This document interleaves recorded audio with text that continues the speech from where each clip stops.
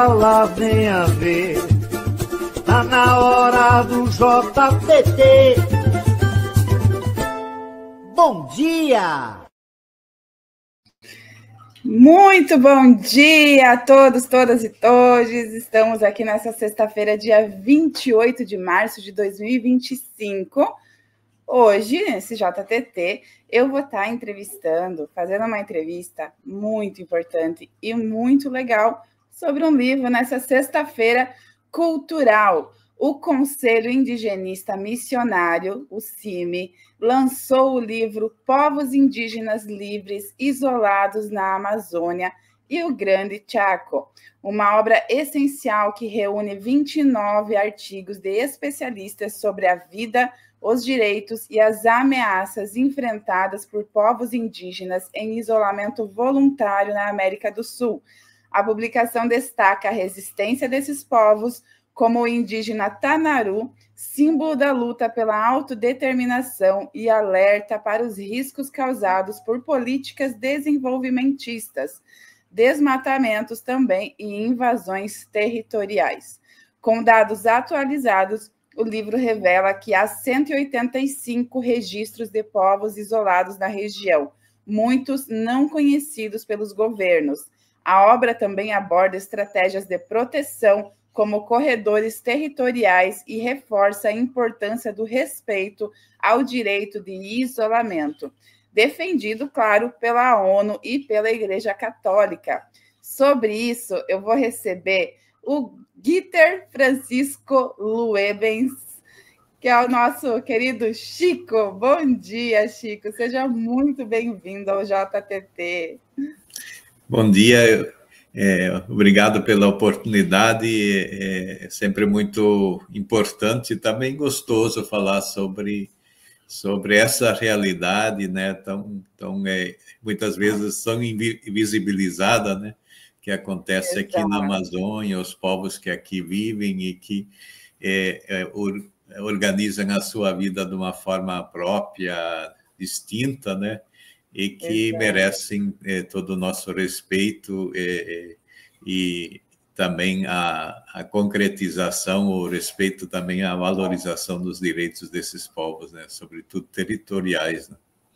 Com certeza. O Guiter Francisco Luebens, que eu vou chamar de Chico, se me permite, é historiador, missionário do CIMI desde a década de 70 e membro da equipe de apoio aos povos livres, o EAPIL, é isso, Chico? Isso. Chico, conta pra gente para começar, qual foi a tua contribuição nesse livro? Então, eu sou um dos organizadores do livro, junto com o professor Lino João, né?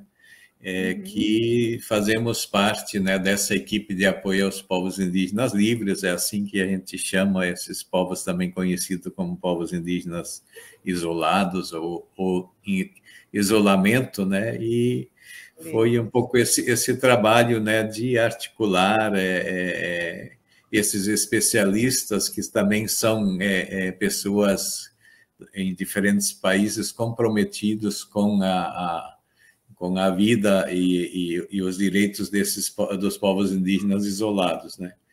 E também no livro tem um artigo escrito sobre essa questão da invisibilização, aí, das políticas de invisibilização desses povos aí por parte do governo.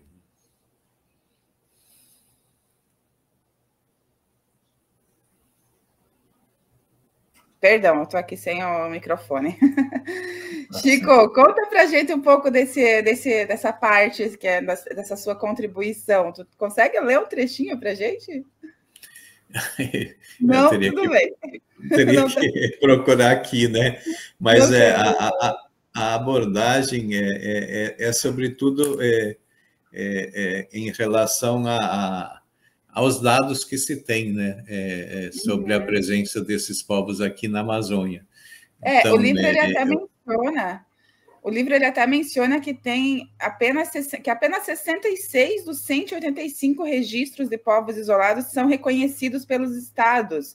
Sobre isso, Chico, quais tu acha que são as consequências dessa invisibilidade para a sobrevivência desses grupos? Consequências Então, positivas e negativas sobre isso? Então, aqui no Brasil, quer dizer, a FUNAI tem nos seus registros referências sobre a existência de 114, né? A IAPIL tem 119, né? Mas os dados da própria FUNAI, desses 114, apenas ela reconhece a existência de 28, né? Significa que outros 86 registros, né, da presença estão invisíveis para o Estado, quer dizer, esses povos, para todos os efeitos, não existem para nenhuma política pública, né? Então, e não são considerados em nenhum plano, nenhum projeto que pense a Amazônia, né? Então, são desconhecidos. E evidentemente, sendo desconhecidos, acabam sendo violados nos seus direitos territoriais, né? Quer dizer, se não se sabe da sua existência, né, e ela não é atestada pelo próprio Estado, quer dizer, projetos acabam avançando sobre os seus territórios. Então, e além disso, não tem nenhuma política de proteção desses povos, né, e dos seus territórios. Então, as consequências é de que eles, de fato, estão abandonados, né, e acabam tendo que, muitas vezes, fugir para as regiões mais distantes, e também usar estratégias para não ter encontros indesejados com aqueles que entram em seus territórios. A gente está falando de garimpeiros, ou até de próprias... A gente poderia estar falando também de empresas que poderiam estar querendo explorar a região, ou seria só o garimpo mesmo que... Não, na verdade, o garimpo, quer dizer, as ameaças maiores é o garimpo, é a exploração madeireira, e aí tem as próprias obras de infraestrutura, né, sobretudo a questão das estradas, né, que acabam pressionando todo o entorno, né, e ao longo de muitas estradas existem, nas proximidades, existe também a referência de isolados, então vai aumentando a pressão sobre os seus territórios nessas regiões, né? E uma das preocupações que também agora é muito grande, sobretudo nas regiões de fronteira, é a presença do narcotráfico, e é mais ameaça a esses povos, né? Que em muitas situações vem articulado com o garimpo ilegal, né? Como na região Yanomami, por exemplo, né? Na região do Vale do Javari, são presenças muito fortes e acabam, quer dizer, entrando nos territórios desses povos, né? Chico, como que o CIMI e a EPAIL atuam para proteger esses povos que são mais isolados, ali especialmente, então, nessas áreas onde o Estado não tem essas medidas mais efetivas?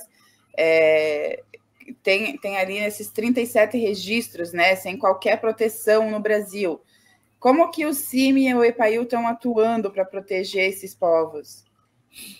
Então, esse é um dado importante, né? Porque são 37 registros que ficam fora de qualquer área protegida, né? Isso significa fora de terras indígenas e fora... muitos desses povos, né, acabaram migrando também para terras já protegidas, terras de outros povos, né? Ou se aproximaram porque eram áreas mais conservadas, né? Então, ou em unidades de conservação, que acabavam sendo as áreas mais protegidas e por isso mais isoladas, e onde eles podiam levar adiante a opção que fizeram, né? Então, a nossa atuação, ela busca justamente qualificar dados sobre a presença e as ameaças, né? Então, através da IAPIL, que é, na verdade, uma equipe que articula os diferentes regionais do CIMI na região amazônica, onde existe essa presença, né? Se tenta, a partir das informações que nos chegam, né, vamos também em campo, vamos conversando com os ribeirinhos, com as comunidades indígenas próximas, né? Coletando informações, por vezes também indo até vestígios que essa população no entorno encontra, né? No sentido de buscar, de fato, que o Estado reconheça esses povos, né? Então, reunir o maior número de informações e provas da existência. Essa é uma dura batalha para que, de fato, a política de proteção chegue até esses povos, né? Então, e tem depois o trabalho também de visibilização dessa realidade e articulação com outras entidades, com a igreja, a rede panamazônica, com organismos internacionais, para que aumente essa proteção a esses povos e que eles, de fato, sejam reconhecidos em seus territórios. Chico, e a presença do Estado, como que é esse contato, essa relação do CIMI com o Estado, em relação a essas questões, esse isolamento, esses povos que precisam ainda ser identificados identificados e registrados? Como que é esse diálogo com o governo pelo CIMI?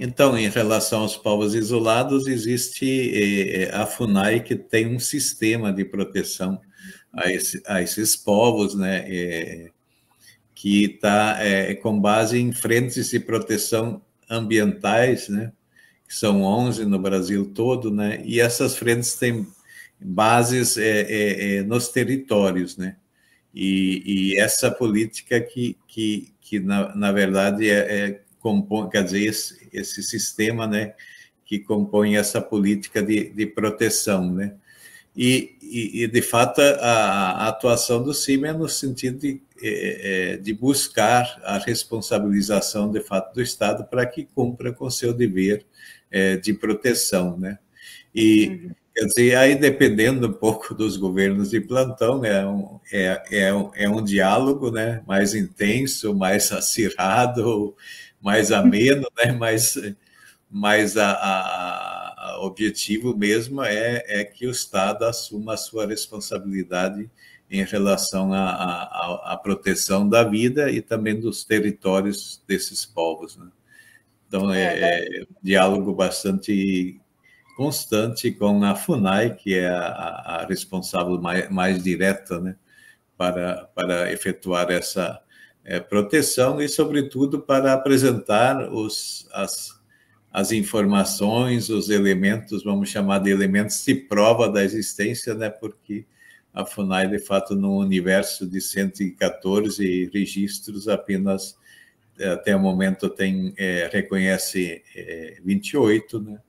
E significa que tem 86, que, de fato, 86 referências não confirmadas, que falta estudos, falta inclusive equipes de campo da FUNAI para testar, né? E aí o nosso esforço é dizer, não, já nem precisa mais de equipe, as evidências são tão grandes, né, que precisaria, e aí é um pouco a nossa estratégia, ou a estratégia que discutimos com o governo, né? Quer dizer, mesmo que você não tenha informação, quer dizer, 100% de certeza de que aquele povo existe naquele território, né? Adote a medida de precaução, faça a área de restrição de uso, porque se esse povo existir, quer dizer, se não tiver nenhuma medida, quer dizer, ele pode desaparecer. Se lá na frente se comprovar que de fato não exista, bom, tudo bem, se perdeu alguma coisa em termos de recurso, né? Mas não se evitou, no caso da existência, o extermínio desses povos. E essa é um pouco uma história muito triste, porque a violência contra esses povos tem sido muito, muito forte, né? E os povos isolados, na verdade, são restos de povos indígenas que foram massacrados ao longo da história, né? E é até por isso que eles tomaram essa decisão aí de não querer o contato, né, pelos traumas sofridos com as frentes de expansão da sociedade nessa região amazônica. Eu até quero trazer uma história que eu ouvi num podcast, porque nós aqui, né, jornalistas e cooperativas e comunicação, enfim, nós estamos aqui para trazer essas informações. E um podcast que eu gosto muito, que é o Rádio Escafandro, ele trouxe a história do Dr. Oscar, que é um médico de Porto Alegre, que ele resolveu trabalhar na região amazônica com os povos indígenas, e ele teve situações, e é sobre isso que eu quero perguntar para ti, porque entra nesse contexto do que tu trouxe da resistência deles, né, dessa decisão de se isolar, justamente para não ter esses contatos. A história do Dr. Oscar trouxe uma situação de uma... ele trouxe várias situações em que ele presenciou. Uma delas que me chocou bastante foi de um bebê prematuro que nasceu numa região bastante isolada, e ele acabou fazendo com o oxigênio, ele precisava fazer uma incubadora, Chico, e ele usou um galão de água. Aqueles galões de 20 litros, ele usou um galão daqueles de água para colocar o oxigênio e fazer uma incubadora para aquele bebê prematuro. Mas a história principal sobre o Dr. Oscar é sobre um menino, agora eu me esqueci o nome do menino, mas estava tendo numa dessas tribos, estava tendo uma doença que eu não vou me lembrar o nome, mas é uma doença que causa cegueira. E tinha muita... Cercose, provavelmente. Acho que mas cria como se tivesse... grãos assim de areia no olho, assim, uma situação horrível, e muita gente estava tendo, é uma doença contagiosa, e muita gente estava tendo, mas é uma doença que é fácil de resolver com cirurgia. E aí a dificuldade do Dr. Oscar foi principalmente porque nos idosos, nos indígenas mais adultos também, ele conseguia fazer, porque não precisa nem de anestesia. Mas com uma criança, tinha uma criança que era esse menino ali, o centro da história. Como que ele ia fazer porque ele ia ter que sedar, né, a criança? E aí foi assim, foi uma situação bastante complicada para ele, porque aqueles povos não queriam, né? Imagina, iam pensar que aquela criança tinha morrido, né, por estar lá, e todos lá acompanhando a cirurgia. Então foi bastante complicado, mas ele conseguiu recuperar a visão desse menino que já estava... É uma doença que vai fechando o olho, você não consegue mais enxergar porque você fecha o olho. Então ele conseguiu, foi uma história muito bonita, mas teve todas essas complicações. Como que é para o CIMI, a relação do CIMI com esses povos, Chico? Nessas situações de que eles já estão, aquilo, desconfiado de tudo e todos, né? Justamente querendo esse isolamento. Como que é a relação do CIMI com eles? Então, na verdade, eu acho que esse exemplo coloca muito bem sobre a importância dessa proximidade com esses povos, com as aldeias, o conhecimento das suas culturas, das suas tradições, das suas formas de ver o mundo, né? E as políticas públicas, inclusive, abrir de fato os canais de diálogo com esse universo distinto, né? Então, em situações dessas, quer dizer, é fundamental que, de fato, os povos indígenas possam ser entendidos, né? E muitas vezes, quando não falam o português, ou falam a língua indígena, precisa de intérpretes. Então, as políticas públicas têm que considerar, quer dizer, essa presença de pessoas, inclusive quando saem dos territórios, nos hospitais, etc., nessa importância de que, de fato, o paciente possa se sentir mais confortável e mais seguro, né? Tendo parentes junto e que possam, de fato, traduzir também os sintomas, né, das doenças que sofrem, né? E que os pacientes fiquem bem ambientados, né? Então, é por isso que se fala muito dessa especificidade da saúde indígena, né? E é importante, quer dizer, pelo exemplo que você colocou, a sensibilidade do médico nesse atendimento, né? E são muitas as situações, infelizmente, aí que o atendimento não chega em tempo, também por causa das distâncias e muitas vezes também por causa das dificuldades de organização dessas políticas públicas nos territórios.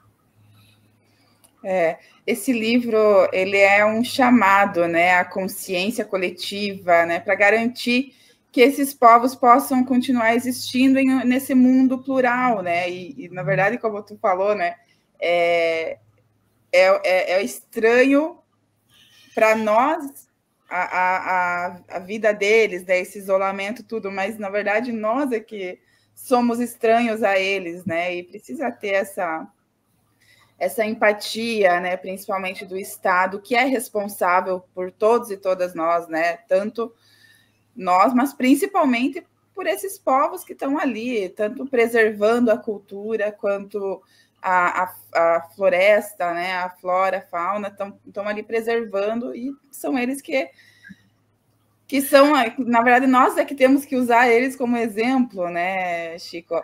Eu vou trazer aqui os comentários de quem está aqui com a gente, o biólogo socialista, bom dia, camaradas, fraterno abraço de Americana, São Paulo. A Thali do Rio ao Mar também está aqui, dando bom dia para a gente. Saudações, saudações do Rio ao Mar. A Marcha Tereza de Banguela, bom dia, dando um bom dia aqui para nós também. O Tchê Santa Teresa presente, o Carlos também de Santa Teresa, do Rio de Janeiro presente. E a Lil é a política de sempre, de negar a existência para se apossar do território.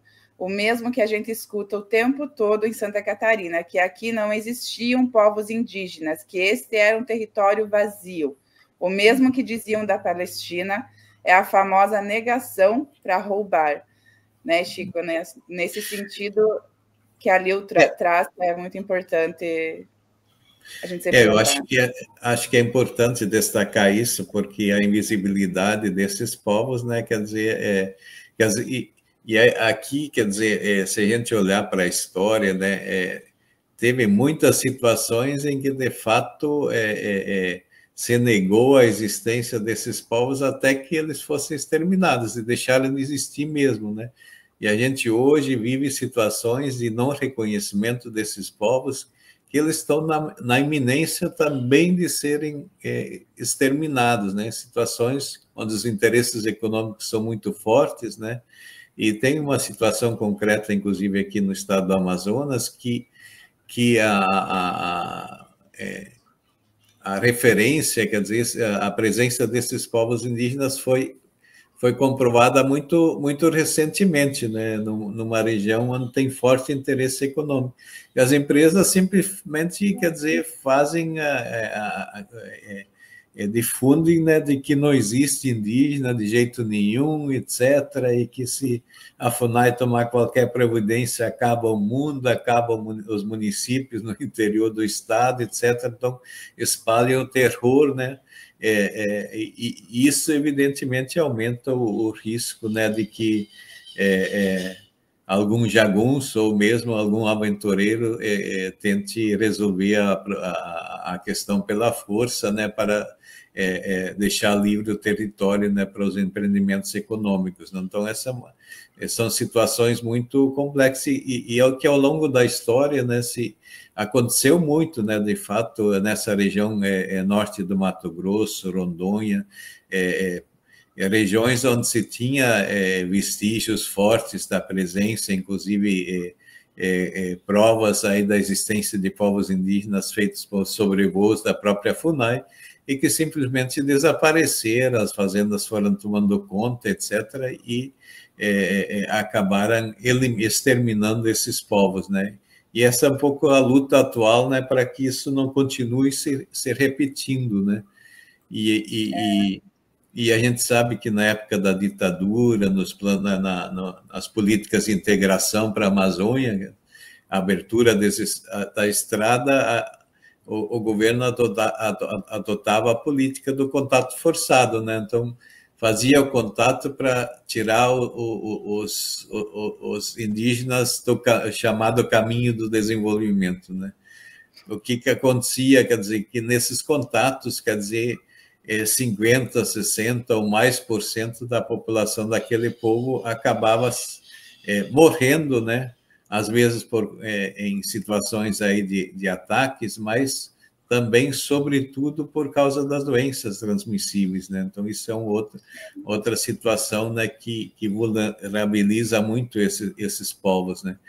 E por isso que hoje a política adotada é a política do não contato, do respeito à decisão que esses povos tomaram, né, o respeito à sua autodeterminação, né?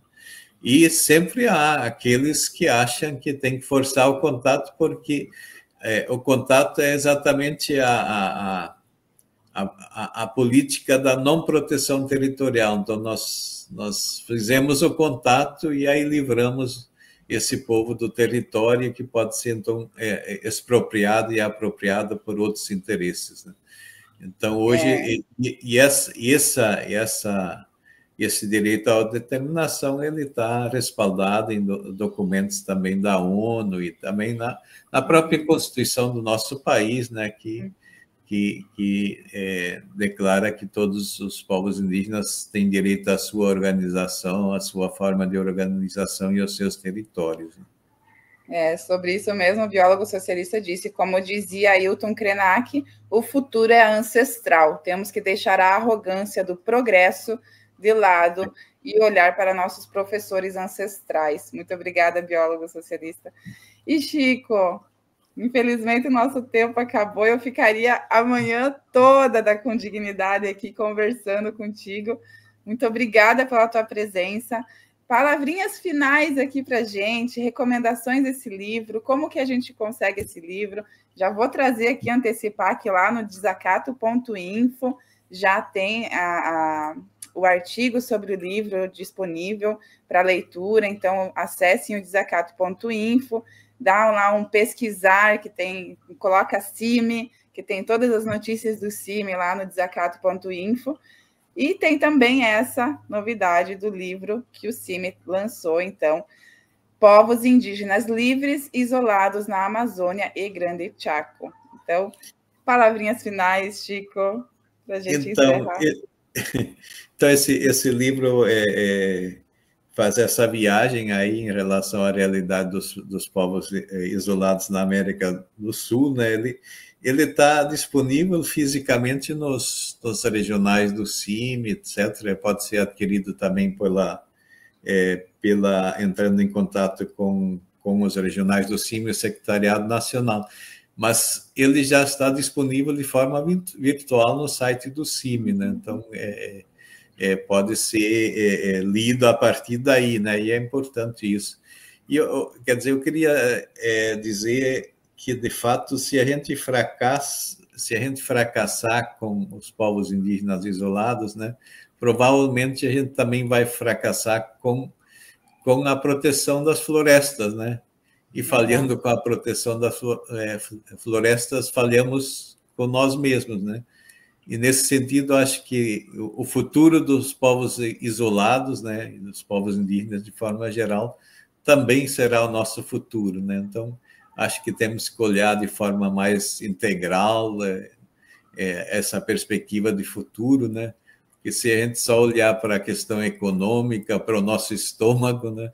Quer dizer, a gente vai, de fato, ir atropelando experiências de vida importantes e inclusive, inspirações para construir um mundo melhor, mais igualitário para todos. O fim deles é o nosso fim, né, Chico? É verdade. Traduzindo, é isso. O fim deles é o nosso fim e nós já estamos sentindo, né? Para quem pensa, não é comigo, não influencia na minha vida, já está influenciando, né? Você falou que é de Itapiranga, Santa Catarina, que é aqui do ladinho de Chapecó. Do ladinho, não tanto, mas é pertinho aqui de Chapecó. Aqui da região oeste, né, de Santa Catarina, e aqui nessa região mesmo a gente está tendo bastante situação com secas, com a distribuição de água mesmo, então está interferindo sim em você, em mim, em todos e todas nós, e isso está interferindo. E isso sim, como o Chico falou, o fim deles é o nosso fim mesmo, né? Por isso a importância de garantir os territórios indígenas, que são muito positivos, inclusive para que não acelerar as mudanças climáticas, né? E a gente poder enxergar um futuro, né, com dignidade para todos. Exatamente. Muito obrigada, Chico, por estar presente hoje no JTT, nessa manhã com dignidade aqui no Portal Desacato. Conte com a gente para divulgar qualquer situação, qualquer luta do CIMI, e principalmente em relação à defesa desses povos que são tão importantes para nós. Eu que agradeço. Espero e que tenha muito sucesso nessa forma de fazer jornalismo, de trazer essas realidades distintas, né, e essa riqueza cultural também em relação aos povos indígenas. O jornalismo é para isso. Muito obrigada, querido. Até uma próxima e um bom final de semana para ti. Bom final de semana para todos. E é isso, a gente segue então com a nossa programação. É isso, gente. Como o Chico falou, o fim deles é o nosso fim. Eu só fiz um resumo de toda essa fala incrível que o Chico trouxe aqui para a gente, mas a gente vai continuar com a outra informação que nós trazemos aqui para vocês. Como vocês já sabem, que a gente não cansa de falar, nós somos uma cooperativa de comunicação que este ano de 2025 está completando 18 anos de resistência, porque nós precisamos resistir sempre, porque a verdade, gente, a verdade, ela é difícil, ela é atacada a todo momento, os fatos, a defesa da ciência, tudo isso é atacado a todo momento. E a gente consegue resistir há 18 anos graças aos nossos apoiadores culturais. Este programa é apresentado graças aos nossos apoiadores culturais. Sintraceb, FESESC, Sind Saúde Santa Catarina, Sinjusc, Sinergia, Sintracem, Sinasef, Seção Sindical IPSC, Sindprev Santa Catarina, Sintesp, Stiel. Seja um apoiador cultural. Ligue para 499-8808-5438.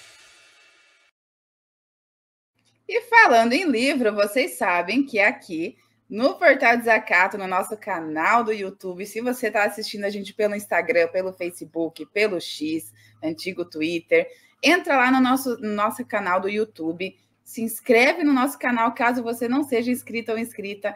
E, claro, se puder e quiser, torne-se membro do nosso canal, porque, falando em livros, toda segunda-feira, a Rosângela Biondi Assis sorteia um livro de autores e autoras latino-americanos na nossa parceria com a Editora Insular.